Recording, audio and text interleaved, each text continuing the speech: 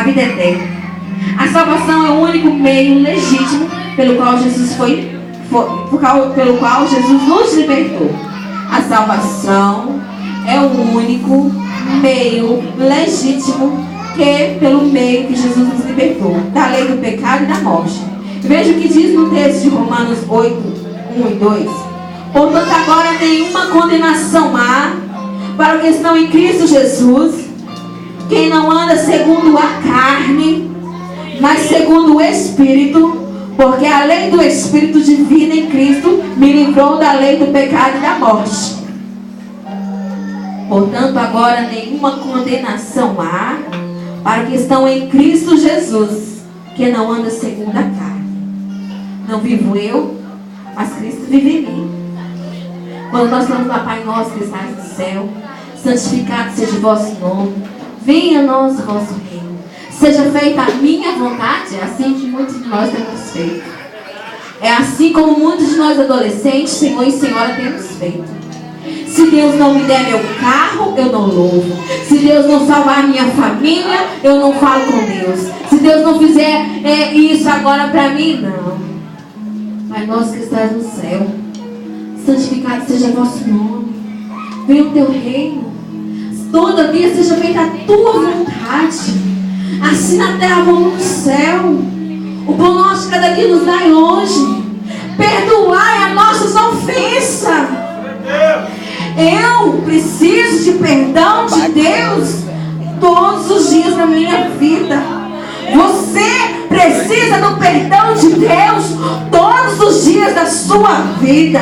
Agora você e eu queremos negar o perdão ao nosso irmão. Muitas vezes nosso irmão pede perdão e nós falamos, não vou perdoar, me magoou muito.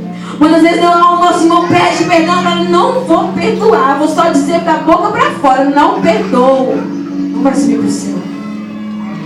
Porque a palavra de Deus diz, se você não ama o seu irmão que está do seu lado, vai amar a Deus. Jesus te perguntou. Você não ama quem nem que você vê, vai amar a Deus. Amor de hipocrisia. Deus não é hipócrita. Por isso, enquanto Davi foi lhe consagrado a rei, que Samuel olhava a aparência dos irmãos, Deus falava assim, Samuel,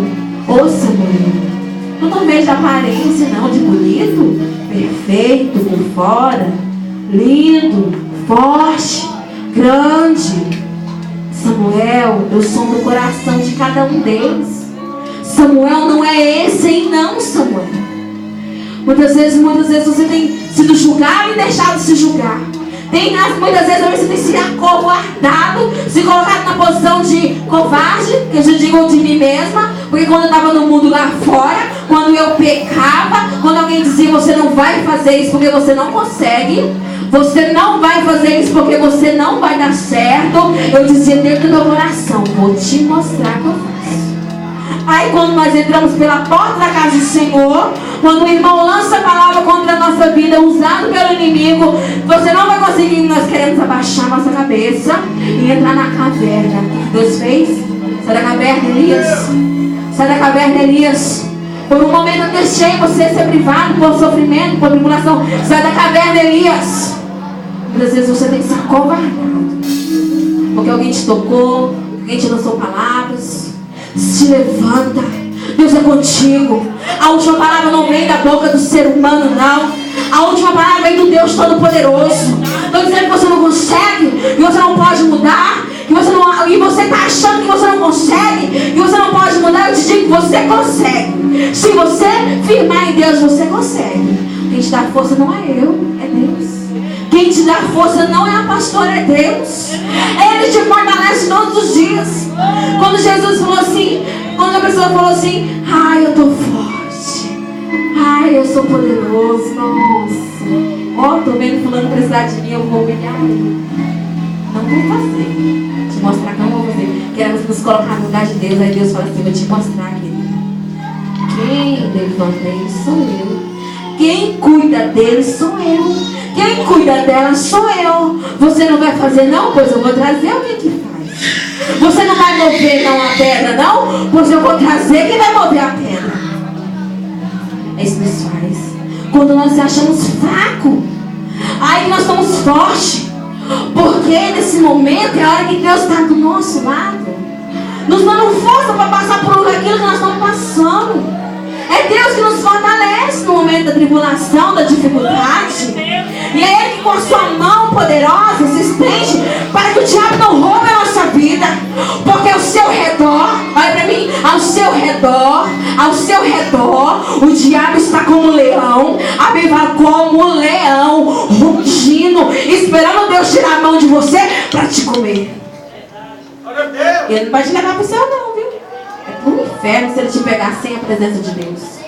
Por isso que a Bíblia fala, o inimigo está ao nosso derredor como leão, mas ao nosso redor está os anjos do Senhor 24 horas nos selando, porque o diabo está rodeando, tentando achar uma falha tua e a permissão de Deus, ele tirar a mão e você ser levado. Aí vai ser a hora que você bate mais. Aí vai ser a hora que você bate mais. Se eu for levada, mesmo eu tomando a santa ceia do Senhor, e dentro do meu coração o Senhor conhece. Se eu estiver tomando a santa ceia do Senhor, participando do pão do Senhor, do vinho do Senhor Jesus consagrado aqui no altar de Deus, indignamente a Bíblia nos garante que eu serei culpada da morte de Cristo na cruz. Eu quero dizer que o diabo está 24 horas ao nosso redor, tentando roubar. Ele vai pedir todos os dias: eu posso Deus tocar? Ele pedia de Jó, que era reto. Jó era reto. Imagine eu e você que somos cheios de falha. Ele pedia para Deus: deixa eu tocar, Senhor. Não quer conserto não quer compromisso não, deixa eu tocar, Senhor. Por isso que vocês estão fazendo, e aqueles que já fizeram aliança com Deus, é sério. Mas te digo que é o melhor dessa terra. Está na presença de Deus. É saber que o nosso nome está escrito no livro da vida. É saber também que lá vai ter o livro das obras. É saber que Deus vai abrir e falar assim: olha, naquele dia fulano lavou a minha casa. Naquele dia fulano passou a mão na cabeça daquela pastora que precisava tanto de um carinho. Naquele dia, aquele meu servo ajudou aquele que estava já caído, que intercedeu pela vida dele, por mais que o mundo dizia que não, ele não vai conseguir, ela não vai conseguir, mas aquele meu servo intercedeu. Naquele dia vai estar assim: olha, ele não era merecedor não, mas deixou o amor de Deus, aleluia, abençoar aquela vida. Porque você era merecedor? Pergunta para mim se eu era merecedor. Eu sou merecedora do céu? Você merece o céu? Porque a palavra nos diz: o que o olho não viu, o que o ouvido jamais ouviu, é o que Deus tem preparado para você no céu. Quando eu vejo na televisão, no computador, aquelas paisagens, aquele paraíso mais lindo do mundo, eu fico morrendo de vontade de ir lá. Aquelas águas cristalinas, aquelas montanhas cheias de neve, e eu fico olhando aquilo tudo. E o céu? A Bíblia fala que o olho nunca viu, que o ouvido jamais ouviu. É o seu lar. Quero dizer que você nasceu porque Deus quis. Você foi gerado porque Deus quis. Você não é acidente. Você não foi acidente na vida de ninguém. Você nasceu porque Deus quis. Porque a palavra de Deus diz que antes que eu formasse você no ventre da tua mãe, eu já te conhecia. Você não é acidente. Você não é tragédia na vida de ninguém. Você não é, você é de Deus. Você é permissão de Deus.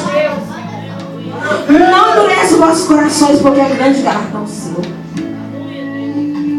Voltando aqui. Porque precisamos de salvação. É porque toda a natureza humana ficou deformada pelo pecado, a herança da queda.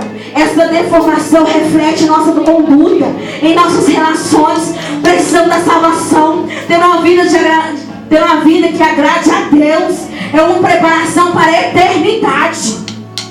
Nossa natureza precisa passar por uma transformação, pois a natureza humana só pode gerar a natureza humana, mas o Espírito Santo pode gerar a natureza espiritual. O homem não pode transformar a si mesmo. Assim, essa transformação teria que vir de Jesus, através da operação do Espírito Santo. A vida espiritual não passa de pai para filho, de geração natural. É igual quando a Sol, aleluia, a Sol, nós sempre temos história. Eu vou contar a história da Sol. A Sol estava no hospital, conheci a menina no ventre dela. E aí, quando foi tirada Débora, filha, projeto de Deus, nascido porque Deus quis. Infecção muito grave chegou a Solange, que ela passou mais de mês na UTI. Infecção bravíssima. A Débora não saía, nem mãe saía do materno infantil. E quando o irmão Magal, filho, gerado do fruto da pastora Maria, filho, gerado, aleluia, de almas como você, não como mãe, mas fruto de Deus. O Magal, quando aceitou Jesus, ele estava bêbado. Você está esperando o quê mesmo para batizar nas águas? O Magal, quando aceitou Jesus, ele estava bêbado. E ficou firme. E aí, quando o Magal visitou, a irmã de Solange perguntou: como você vai subir? Ela brincando: vou segurar na barra da saia da minha mãe. O Magal caiu na risada, mas ele disse: tu sabe que desse jeito não tem como. Aqui, não tem como a pastora transferir a salvação dela para mim, Léia. E quando Deus me encontrou lá naquele momento que a Maria Eduarda estava nascendo, que Deus tocou em mim, que eu não tinha compromisso com Deus, mas queria. Há uma diferença quando você não quer porque não quer, mas há uma diferença quando você não pode, quando você sabe onde é, mas Deus, eu quero mudar. Eu pedi a Deus, irmãos, eu chorava dia e noite, eu falei: Deus, eu sei que eu estou errando nisso, Pai, eu quero me consertar, Deus me liberta, até o dia que eu tive atitude, porque não adianta você sentar e falar assim: ai, eu quero que Deus me mude. Aí você continua fazendo as mesmas práticas. Não foge daquilo que te leva ao pecado. Você tem que fugir daquilo que te leva ao pecado. Porque a Bíblia diz assim: antes você entrar sem seu olho, sem sua mão, sem seu pé, do que você entrar inteiro no inferno. Antes. É melhor que você entre o seu olho que pegue, sem a mão que pegue, sem o pé, do que você inteiro no inferno. Não consegue ficar perto do pecado, não pecar, então fuja do pecado. Então quer dizer, fuja do pecado. Fuja da aparência do mal. A Bíblia nos fala. E a minha irmã Solange falou assim: eu vou agarrar na barra da saia da minha mãe e vou subir. Ela estava brincando, mas era algo sério. Não tem como. A sua mãe não pode te salvar. O teu pai não pode te salvar. O teu esposo não pode te salvar. A tua esposa não pode te salvar. O teu filho não pode salvar. A salvação é individual. Mas ele vai sondar por cada coração. Ixi, na época que eu era criança, dizia que os crentes eram doidos. Sabe por quê? Porque os crentes falavam do chip 66 que ia chegar, né? E aí, os crentes é doido? Tá chegando o chip? Do tamanho do carocinho de arroz? Tá? Pois é, já chegou, né? Quando a irmã Raquel foi para a Espanha, que levou o filho dela nos países que ela chegou, já tinha. Ninguém era obrigado, não. Eles queriam porque o dinheiro era fácil. E aí, os crentes é doido mesmo? Está se cumprindo. Você e eu, irmão, que já toma Santa Ceia, e vocês que vão descer as águas. Está esperando o que para consertar mesmo? Está esperando o quê? Está brincando de ser crente, pastora não vê? O pastor não vê? O seu irmão não vê, mamãezinha não vê na escola, não vê na esquina da igreja, não vê na igreja que vai lá longe, o pastor não vê lá longe. Mas eu quero te dizer que, olha, mamãezinha, papaizinho, pastora, pastor, não tem direito de dar o fim da sua vida não, mas quero dizer que o Deus Todo-Poderoso, na hora que Ele tiver te levar, que tiver projetado, é hoje que eu levo fulano, e fulano não está consertado, o que acontece? Vai pro céu? Da boca da onça. Da boca da onça só se for. Porque de Deus não. Assim como tem regras em serviço, tem regras até na sua vida. Fala: não, eu gosto de pessoas assim, assim, assado, que quando você vai ter um relacionamento, você busca: eu quero um rapaz assim, eu quero uma moça assim, né? E quando você escolheu sua esposa, que você já é casado, você queria daquela forma, você já fez sua escolha. Deus também tem as regras dele. E as regras dele estão bem aqui. Muitas vezes você passa muito tempo fazendo outras coisas, mas não tem tempo para ver aqui, ó. Corre enquanto você pode ler, enquanto você pode ouvir a palavra de Deus. Qual é a sua vontade? Não vivo eu, Cristo que vive em mim. Se não vivo eu, irmão, quer dizer que eu não posso fazer minha vontade.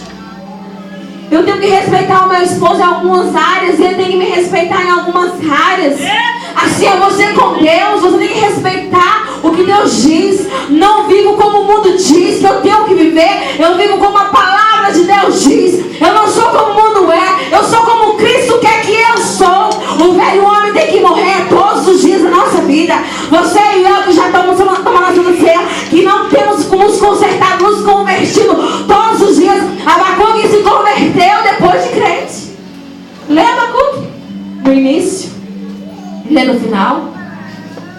que você vai ver a diferença. Ele era servo de Deus, profeta do Senhor. Precisa se converter todos os dias. A boca sua que lança palavras de maldição nas horas das iras.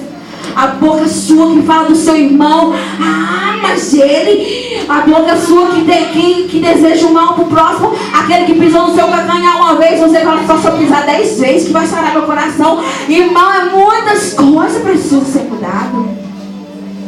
O roubo ao Senhor roubará o homem todo dia. Todavia o homem rouba ao Senhor. Aonde, Senhor, que te roubamos, meu Deus?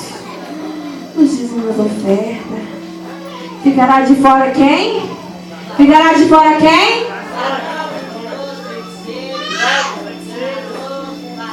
Os adúlteros e tudo mais. Tudo aquilo que não é de Deus, você está adulterando. Quando você vai lá no posto que põe um combustível adulterado, ele foi o quê? Foi mudado com uma fórmula que não era para ter. Inventaram lá e estragou lá seu carro. Voltando aqui. E a irmã Solange disse: vou subir na barra da saia da pastora Maria. Mas Deus fez um concerto com ela, que eles sorriram, brincaram, sorriram. Mas depois a irmã Solange fez um concerto com Deus. E a partir daquele dia a irmã Solange continuou fazendo obra de Deus. Voltou para a casa de Deus, porque ela estava longe. O irmão Magal é só tanto que o mundo gira.